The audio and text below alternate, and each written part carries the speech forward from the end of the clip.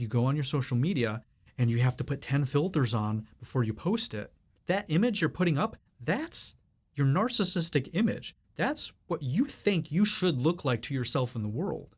Whereas in the reality is very different. The reality is also we lose access to you. We don't even know who you are through all of those layers of distortions. Not only is that happening externally in something basic like social media, it's happening internally. Our own perception of ourselves is going through all of this, plus the path between our intuition, which is at our core, it's at our center, it's from feeling, it comes from this deep inner place. What happens for so many of us as we start to do this is that voice, that little whisper, intuition comes up, but it's getting distorted through all of this perceptual stack. And then it says, oh, you should play the lottery. And we're like, okay, I'm listening to my intuition. YOLO, I'm trusting myself, hashtag whatever.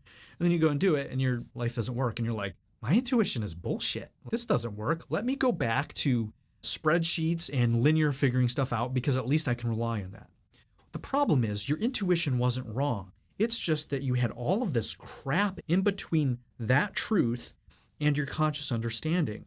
We don't want to add another filter. We don't want to add the rosy filter to it or the extra clarifying filter. We want to subtract. We want to remove through healing and all of the work, all of those distortions. That signal, because it's a very subtle signal, you have to be quiet. You have to be still to hear it. As we collapse that, we actually get a better and better signal, a more accurate signal between that true self, that intuitive, infinite place, and our mind. That's one of the things I realized why people struggle with intuition. This is why. It's a complete distortion and misunderstanding of those signals. By the subtraction, that's how you develop your intuition. You do those two things.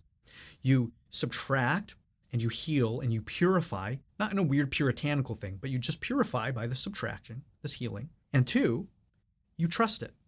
The more you trust it, the more it trusts you. Those are the two ways to develop that intuition, and that becomes your router. When I hear data, when I have data coming in, or when I see something, I'm feeling it. If there's a dissonance, I'm like, there's something off. If there's a resonance, say, okay, yeah, all right. If you can't make sensible decisions because you're not sensing, because you're not feeling, you're not going to feel safe in the world.